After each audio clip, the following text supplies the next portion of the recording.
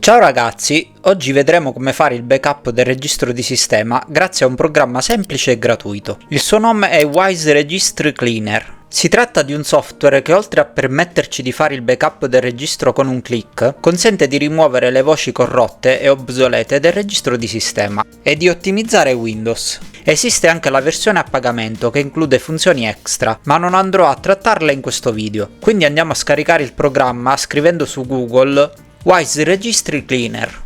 Vi lascerò comunque il link in descrizione. Clicchiamo sul sito ufficiale wisecleaner.com. Poi scarichiamolo premendo Free Download. Salva e avviamo l'installazione.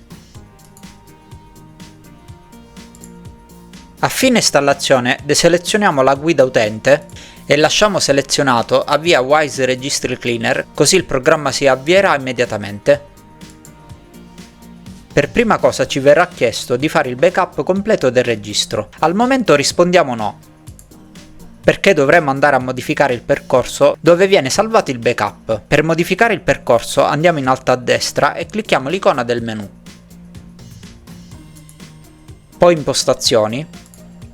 Nella voce cartella backup premiamo sfoglia e scegliamo la cartella che preferiamo. Io ad esempio seleziono documenti e poi premo ok.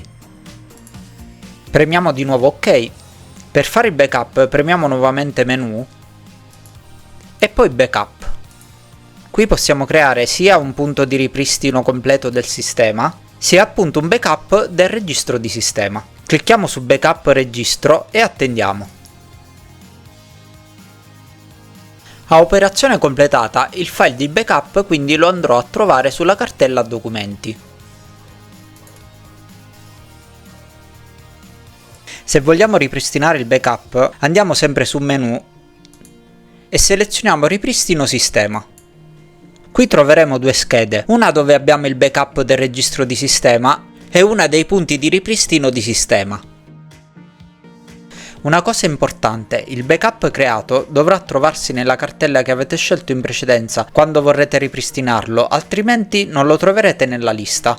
Per ripristinare un backup basterà cliccare sul backup e poi ripristina.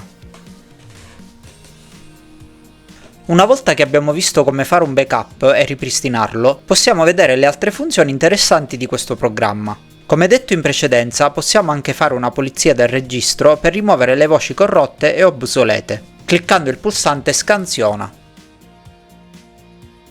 Una volta finita la scansione, clicchiamo Pulisci. Poi nella scheda Ottimizza sistema, possiamo ottimizzarlo con un clic su vari fronti.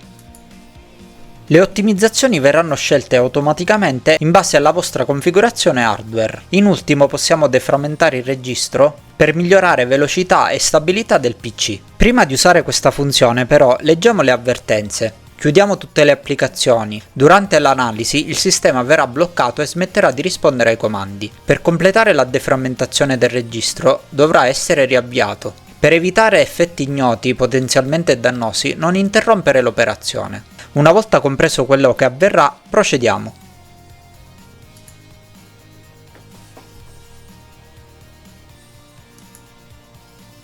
Salva i file che hai nei programmi aperti, poiché il PC verrà riavviato subito dopo questa operazione. Se abbiamo salvato tutto, rispondiamo sì. E con questo abbiamo terminato. Spero che il video vi sia stato utile e ci vediamo alla prossima.